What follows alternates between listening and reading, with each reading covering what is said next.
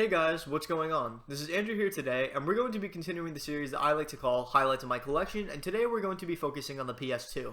I'm not entirely sure why I didn't make a video on this in the past, because, I did cover most of my other consoles in this Highlights of My Collection series, but I'm guessing it's just because I didn't have that many games that I really considered highlights, but as my collection has grown over the past 2 years, ever since I got back into collecting, I think it's time to start looking at some of those games and, showcasing them to you guys. So, to start off, I'm just going to say, I didn't grow up with the PS2. I had the Xbox and I had the GameCube, but I didn't have a PlayStation in my house until I was a teenager. And the biggest reason that I got a PS2, in the very, very beginning at least, was for the Guitar Hero franchise. So, basically, I played Guitar Hero most of my life, and there were two games that were on the PS2 that were exclusive to the PS2, and those were Guitar Hero 1 and Guitar Hero Rock the 80s. But Guitar Hero 2, in my opinion, feels the best on PS2. I much prefer playing on the console version of Guitar Hero 2 versus the 360 version, and I even like playing on a standard PS2 more than playing on an emulator, even when I can increase the FPS in-game. But whatever it is, I got this entire trilogy for the PS2. My friend originally gave me his PS2 to play these games. Eventually I was going to get my own, but I was using his for whatever time I was using it for, and the main reason that I also got it was because you can get custom songs on the PS2 if you mod it a certain way. So he had the fat PS2 he gave me. I got Swap Magic and everything. I ended up using Swap Magic incorrectly. I gave him the DVD version of it. I had the CD version of it. I tried burning a Guitar Hero ROM onto a DVD and using the CD version of Swap Magic, but I needed to use the DVD version of Swap Magic in order to do the swap disc trick with DVDs. So I thought that the Swap Magic just wasn't working, so I ended up opening up the PS2 to do the swap disc trick, and as it turned out, I ended up quote-unquote breaking the PS2. I didn't realize that I can actually just slide that ribbon cable back into the power button, because basically I accidentally ripped out the ribbon cable, but you could have easily just put it back in the power button. That was my mistake. I ended up tossing that PS2. I got another PS2 a day later, did the exact same thing like a dumbass, and then finally I settled on my current PS2, which is the Slim. I knocked out the power button again, but this time it actually worked. All you have to do now is just stick a pencil or something sharp in the PS2 to press that physical button, because there's a little plastic piece that fell out that I never got back in, plus I lost it. But regardless, that's my story with Guitar Hero on the PS2. Let's start jumping into more of the games. Next game on my list is another game that I grew up with, and one of my first 3D Sonic games, Sonic Heroes. So I originally had this one on, I believe, the GameCube, I want to say. I can't remember if it was the OG Xbox or the GameCube. I'm almost positive it was the GameCube, but whatever it is, I got this game years and years ago. Somewhere down the line, I don't remember when, I ended up selling the game, just the disc. I still have the case in my collection, but I ended up selling the game when I was selling a ton of my games. For some reason, I don't remember why I sold a ton of the GameCube games. I know I sold my DSi, my Super Nintendo, and a ton of other stuff that day, but this was one of the big games that I lost, and I was really excited. I was really upset, I should say. I don't know why I said excited. I was really upset that I got rid of this game, because later down the line, I really wanted to play it again, since it was a big part of my childhood. Luckily, I was at Game on Miller Place about a year ago, and I saw this game on the shelf, and just decided, you know what, I've missed this game for a long time, I might as well jump on it, regardless of being able to play it on an emulator. I wanted to play it on a console, and this time, I got it on the PS2, which, honestly, I'm not even a big fan of the PS2 version. I feel like it plays a lot better on the GameCube. I might also have this on the OG Xbox, but I honestly can't remember. I just keep building up that collection, and half the time I forget what I get. But whatever it is, this game is really good. I'm going to start playing through it again on the PS2, and you guys may see some gameplay of it on this channel in the background of whatever commentary bullshit I decide to talk over. Alright, next game on the list is Jak and Daxter, the Precursor Trilogy, which I really have not played much of at all, but from what I've played so far, it's a pretty great game. It gives me Ratchet and Clank vibes in the slightest. It's one of those older platformer kind of games. It's made by Naughty Dog, and Naughty Dog makes the best games on the PlayStation. They've basically been the person that has, or I should say the company, that has kept PlayStation on top for a very, very long time. They started with the Crash games, they had games like this, the Uncharted series. So many major games on the PlayStation have been made by Naughty Dog, and this is one of the other big ones. So I am looking to play through some more of this pretty soon. I only got this maybe a few months back, but what I've played of it so far, it's a great game, and anything from this generation of consoles that's a platformer like this is incredible. I also do plan on getting the Ratchet and Clank games for the PS2, regardless of preferring them on the newer versions of the game, such as like the PS3 versions, and the new Ratchet and Clank, or I should say Ratchet and Clank on the PS4, and the actual new Ratchet and Clank that I just got for the PS5. What was it called? Rift Apart. I don't know why I was blanking out, but whatever it is, love this game. I would love to give it more of a shot. This game was gifted to me by my friend, who honestly didn't really care much about the PS2 anymore. I don't even think he had a PS2 anymore at this point. I think it broke, but whatever it was, my friend gifted me Driver 3, or just Driver with the 3 in there. I'm really not sure how this game is pronounced.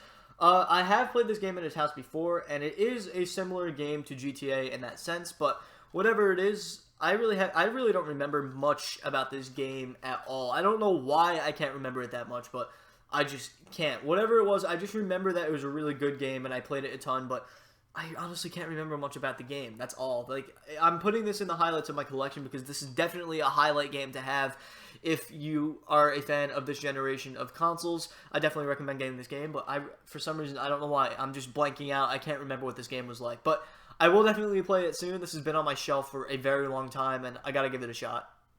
Oh boy, you guys are going to laugh at me for this one, and I know my friend is going to laugh at me for this one as well. So, just the other day, one of my friend's birthdays passed, and I was trying to find him a RAFnet adapter for Clone Hero for his Wii guitar.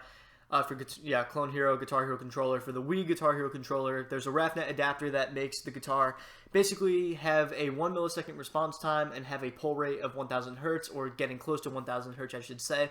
And the thing was out of stock everywhere for some reason, so I had a friend that just messaged me out of nowhere, my friend Zach that I've been talking to forever. He just messaged me out of nowhere as I was looking for the thing. He's like, "Do you want my adapter?"